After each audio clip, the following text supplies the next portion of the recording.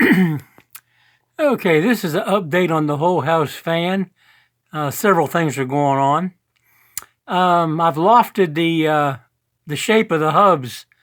One goes under the one that's in the middle layer, and one goes over it. So the red one would be the bottom, and the blue one would be the center, and the purple one on the top. Doesn't look like much in this view, but basically, the curves are lofted left to right, and then the model 3D model was sliced into sections, and every other section is erased, and that lets you ask it for the curve, the shape of the parts from each side of the pieces that are left, and of course the part that's missing would have had the exact same shape as the part that stayed. I'm holding this camera by hand, so please forgive me.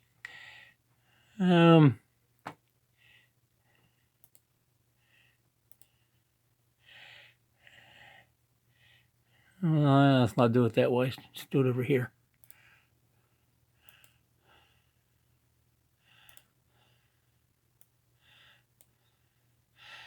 Okay. Now, all these sliced up pieces of the model, they get drug over onto basically something the size of a sheet of plywood, and then you just turn them around and slide them up and down until you get them, well, as much usage of the sheets as you can. And at the bottom down here, we have the shaft for the motor and the fan. Mounts the blades and all the parts for the motor. There's one with less dimensions on it, so the part looks more clearly visible for the machine shop. There are also some pieces here that are a circular ring that mounts the stator for the motor, and those are all put onto this drawing sheet. I made the dimensions red and the shaft black when I put it on here. And then we're going to try to move this over.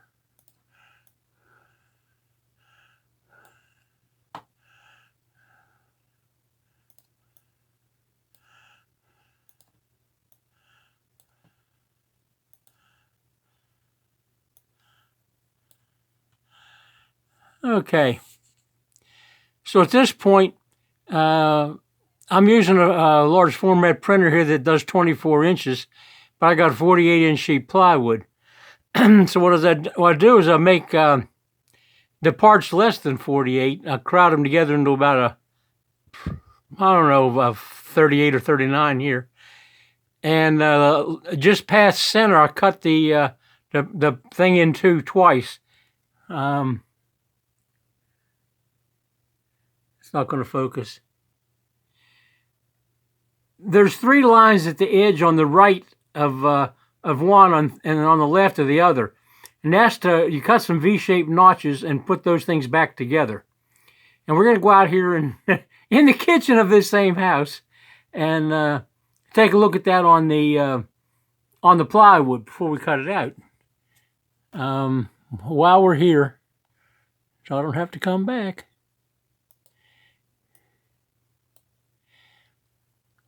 I'm going to do another video about the magnets in the motor, but there's been a change. I'm now using two magnets end to end.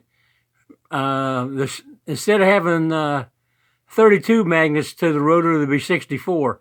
Reason for that is I could not get enough length of wire for the voltage I wanted to run on the motor. We couldn't get enough resistance, and so to make it able to get the resistance, you know, it'd be, rather than scale the camera, let's scale the part.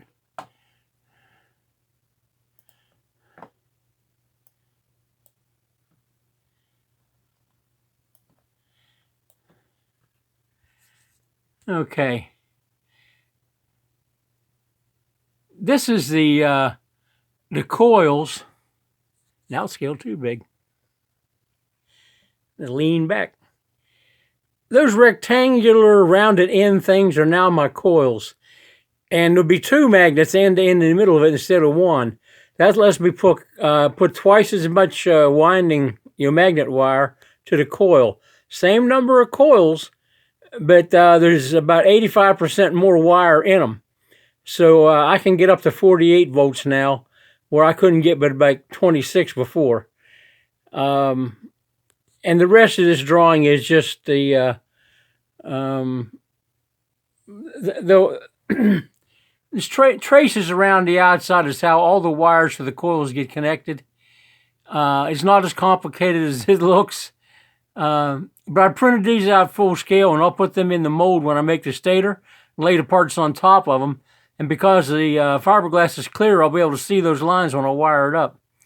I'm going to have to do a video on the stator making. But right now, let's go out in the kitchen.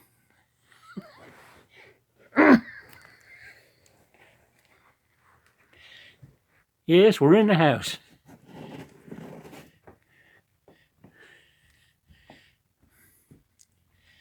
And the lights are off. Looks like we got a hurricane outside too.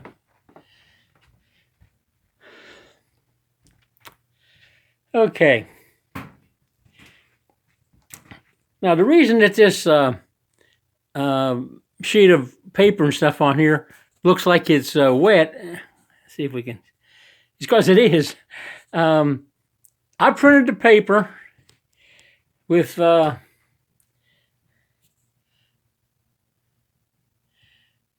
these are 2 centerline lineup lines, and then there's an inner and outer, and just cut notches. Harder to see than you'd think.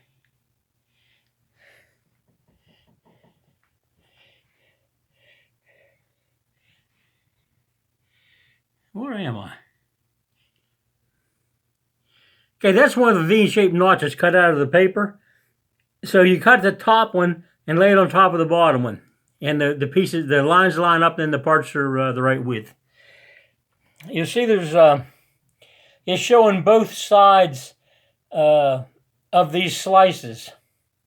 Now obviously you don't erase half the slices in the wooden model, in the plywood. You have to make them all. I think there's 15 pieces. Like the red ones here are the offset. They go underneath of the blue ones, and the purple ones go on top. So that's the purple. And the blue are almost straight across because they're just a flat blade. The blade cross section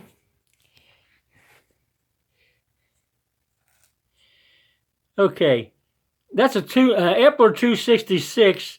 This had the thickness increased, and where the camber line sort of goes straight towards the tail, it's curved up 20 degrees to make it a fan blade. The same cross section curved the other way is for the vertical wind turbine. It's just a usable cross section with a pretty good lift coefficient, and a camber line is favorable for what I'm trying to do to it. And then the thickness is modified. You draw it, and then you unequal scale it. 14% is the lowest drag cross section of any airfoil. Symmetrical or non-symmetrical, 14%. A non-symmetrical is a symmetrical with the a camber line offsetting the both top and bottom surfaces an equal amount. Just raises them up, makes it a more curve on the top, less curve on the bottom. Okay, so while we were doing this, I made a family of these things, different sizes. Those are 3 different sizes right there. I don't know how many. I think there's 4 altogether. And that lets me put the a template shaped like that out of this plywood on the end of some styrofoam and drag a hot wire around it, and I'll make my blades in 3 pieces, about 4 feet long each piece. So that'll be 12 feet minus of some cutback. And then you have the hub, which is 27 inches, and the whole thing all together makes the fan blade. Anyway, what we're out here to look at is the wrinkles in the paper. That's about as wrinkly as I can make it look, but there's wrinkles there. And they look pretty awful when you first glue it down, but in the half hour it took me to decide to go get this camera, they've sort of flattened out, so I've missed my opportunity. Or your opportunity.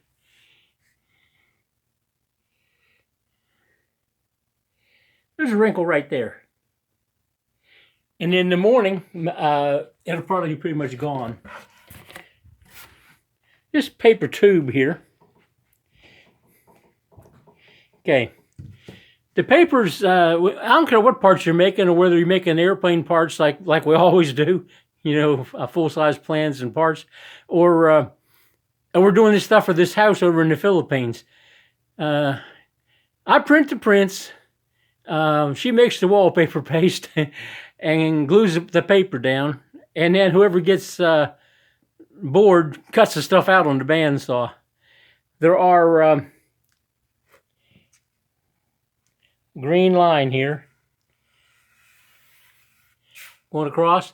That lets you cut this. Here's another one. Go straight across. That lets you cut this into more manageable pieces. So when they're laid out, you have to keep in mind the fact that you're going to actually eventually have to cut this thing out. And you can't hold this big sheet of plywood up in a bandsaw. Anyway, paper gets trimmed to about the size of whatever size plywood you're doing. About 1/2 inch margin on the ends and 1/8 inch margin on the edge margin.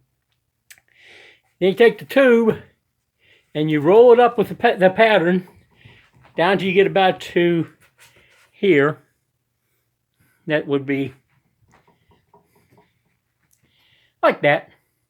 So this half of the pattern, or 3/4 of the pattern, is rolled up on that tube. You've taped down that other end to keep it square. So when you roll it up, it rolls there. You slap the wallpaper paste all over this until it's sticky and wet. Yeah, little ridges of wallpaper paste sticking up. You know, you can actually see there's a little bit of excess. And then you just take that tube and shove it and let it roll. When it goes down the other end, it exactly falls where it was before. Just works that way. Don't know why. We've worked with as little as 1/8 of an inch to play with on the edge of the plywood and made good parts. Anyway, once you get that from the tube down, you have this amount that's that's not glued, because you couldn't put the glue where the paper was.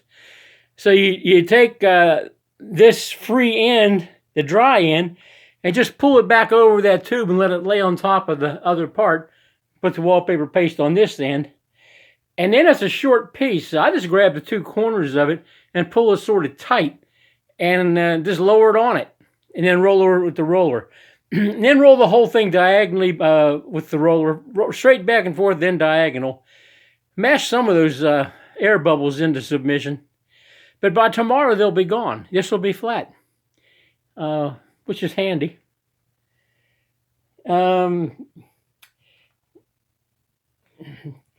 These, they're numbered on what order they go back together. So these things are all going to get Titebond 2 glue on them. And the bottom center is flat because it's a hub. So you can set them on a table. And then there's marker arrows here. The one on the top, those will all line up right across the thing. They're about every 4 or 5 inches across the parts. And once you have them glued up, you're going to sand all the corners that are sticking up so the thing comes back to the shape that you lofted in the computer. So this stuff that looks like it's crosshatched, those are just tessellation lines on the loft. The more lines you have, the more of those you got. If you set it for like 8 or 10, to a section, you'd have 8 or 10 lines. Anyway, once these parts are glued up, I can also sand that little that thing off and use the inner arrow, which is the dead center of the thing on the outside, and put a line across the part to line the lines up. And I haven't made these kind of hubs before, so didn't know exactly how I wanted to do it, and it was just as easy to put it all. Oh, what was I going to get to? Well, it says like 7 blue. It writes it up, it would be 7 blue. If you if you set the width of your text to like 2.5 or 3 millimeters or something like that, it'll put enough ink on this that when you've cut your parts out, you're going to take the paper off before you glue them. You have to with airplane parts. I'm not sure what it would do if you left it in there. It'd be bad anyway. It will have enough ink there that it will stain the wood. It'll label your parts and do all your drawings right onto the wood. It just comes out of the paper. The ink's on this side. The wood's on the other side of the paper, but it'll go right through that paper because the wallpaper page is so wet. And it'll number the pieces. Now, if I didn't put it wide enough for it to automatically number the pieces, that was an accident the first time we did that. That was a fuselage for a race plane. And it looks so nice building it with these big 3-inch numbers everywhere, you know, to know how it went together. Anyway, if it doesn't go through, before I take the paper off to glue it, I'll take a magic marker and I'll write like 7 blue on the back side, on the wooden side. And then to get the paper off, 4-inch angle grinder with the heavy wire brush on it, twisted bristle brush.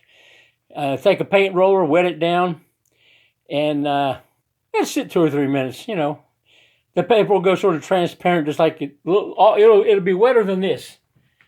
That's half dried right now. It'll be wetter than that. And then when you hit it with that wire brush, the paper just goes everywhere, and it leaves a really nice polished surface, and it's slightly scuffed up. And it's you're putting glue on glue, so that can't be too awful bad. Anyway, this is an update on the fan, and like I say, I need to do an update on the motor because I couldn't get enough turns of. I have to have turns of wire for the generator side of things because that determines the voltage. But I have to have enough that when you go V equals IR, and if I have a 48 volt battery bank, I need enough resistance to have the current below the maximum current rating on the wire. And I can't push the current rating on the wire. It's potted into clear epoxy, so the heat rejection is really terrible on it. So if the wire carries that many amps at 155 degrees, then that's all you're going to get out of it. So you can't cheat that. Well, in a way you can. You can put removable cores into coils in your stator, and after you've cast it, you can knock those out, and that'll let air circulate around the interior part of the coil. Won't do much for the rest of it, but any bit of heat you can get rid of. And plus those rotors are spinning on either side. They'll pass air. I got that idea from an internet site from Pinchot, whatever his name is. He's into wind turbines. Made a lot of them, publishes about them. But I just saw a picture he had where he had... what I was searching for was whether I should put cores in an electric motor. I don't want them in the generator because the magnets sending the flux around the copper wires, what generates electricity, don't need a core. Anything that takes up that magnetism is going to take away from my output. But the motors, it just seems like electric motors tend to have iron cores. Outrunners, they all have iron cores. I think it's because the flux is at 90 degrees. But the flat disc motors, axial flux motors, the flux is going in the right direction already. And I see a lot of them made with just the coils and the magnets, no cores at all.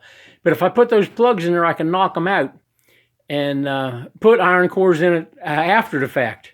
Because this is a test bed motor for the generator and for an electric car down the road. I'm just going to turn the differential up about 10 degrees and put one of these flat motors behind the seat. And it's fairly compact. This one here isn't. This is running a huge diameter of fan that the motor's 32 inches across and has a lot of magnets. The other advantage of adding magnets is they don't cost as much as the wire, and you're automatically at least doubling the power of the motor. Plus, it's at a larger radius because you have to add them to the outside. You're already cramped on the inside. No use trying to put in more magnets down in there. It'll hold you back even more. But you put them on the outside of the ones you already got. And, well, you have at least twice the power. Plus, it's got more torque because the magnets are farther from the axis. So we'll see how that goes. This motor is pretty much an engineered thing. It's not just so much that looks good to me, but there's some that looks good to me into it. A lot of the ideas I haven't seen before that I'm trying. So I don't know. Math says it'll work. We'll find out. Anyway, that's the shape of my fan blades. This is an intermediate step of making a compound shape that goes from rectangular to airfoil that has an offset in it, and has all those shape changes, and the radiuses on the edge are constantly changing. Has flat hubs in the middle, and once these are glued up, you just take a 36 grit disc, or I'd use a 36, could use a 24, I'll use a 36. And you knock off the edges that are sticking up, and that'll bring you back to the small from the big shape, like on 3 red here. The one side that's glued up will be the size of the outside of this part. The other side, after you sand it, it will come back to the plain looking part in the middle that has the 3 red written on it, which is actually the shape of the piece next to it. So the thing has it's basically built-in depth stops, tell you where to stop sanding. And the hub is not a performance part. It's kind of low drag because the leading edge is airfoil and the tail is sharp. It's a fairly low drag shape, but it's not meant to push air or lift or anything else. It's just there to get to the blade. Connect the blade to the axle in the middle. And there's a 12-inch hub on this thing to connect it to. Oh, I was going to show my wife, but she's in her underwear. She's running for cover. Yeah, I'm not pointing it. Anyway, that's where we are today. I downloaded the Movie Maker for Microsoft. Actually, they don't support it anymore. It has to come from an outside aftermarket place somehow they're allowed to sell it. And if I can get it to work, I'm going to upload this. We're currently in the U.S. Doing our shopping. We make a list for about 6 months of all the stuff we can't buy in the Philippines. Just can't find it or can't get to it. Some things are on Cebu that we can't get to. And some things, Quezon City and places like that we just don't feel right going into. So we don't go there. She can go there because she's Filipino, but I can't go there, and I need to look at what I'm buying. So sometimes we find alternative places, but and some things are just flat not available. You can get wire nuts in the Philippines, but they're about 50 cents a piece at Wilcon, and we get them here, they're 2 cents a piece. Split bolts over there is about $6 a piece, and here they're $1.25, which is still a lot. But other stuff, of the 90-some items on the list, there's only those 4 that we could have bought in the Philippines. So we're not hurting any businesses over there. We're just getting stuff that they don't sell. And what else do we... Well, it doesn't make any difference what we got. We can get power tools over there, but if you're talking extra tool or something like that, or rotary die grinders or bigger ones, they don't sell them. But any other power tools, we're buying Maxell, some Black & Decker, the higher price Black & Deckers, the industrial Makita, got a few things by them. All our screw guns are DeWalt, original DeWalt, made in Maryland, USA. Every one of them that we started with in 2014 is still running. They never even had brushes put in them. And these guys use the crap out of them. Okay. Well, if you found this video, lucky you, or unlucky. If you still listen to it, it must have been worth something to you, and you can push like. If you don't like what our presenter's done to this thing, you can push dislike. But you could leave a comment why you didn't like it. You know, not that we have a channel. It's apparently the worst channel on YouTube. If you're going to be the best, be all the way the best. Don't be halfway like the third best channel or third worst. When we're averaging 5 views on a video over 3 months. Oh well. There's content in our videos if you happen to find one you're interested in. There's stitch and glue boat building was covered pretty well during the first parts of the pandemic. What did we have last week? Or last series? I can't remember what it was. We haven't had Movie Maker, plus we've been shopping really hard over here. We had a 14-day self-imposed quarantine, basically. And so we couldn't go out of the house. We lost 2 weeks, except I did do yard work. And I have about 2 months of that to do every year. Just killing the grass in this botanical garden she's got around the house. I don't remember what those last videos were on. If this channel ever caught on and people started to watch it, it'd be a damn shame. Because nobody goes back and watches old videos. And we've pretty much covered the real heavy content that we had in mind when we started the channel. So it's gone. It's the end of that. Oh, this is getting too long. It'll be a 2-part thing if I don't watch out. So y'all have a nice day. Say a little prayer for us. Bye.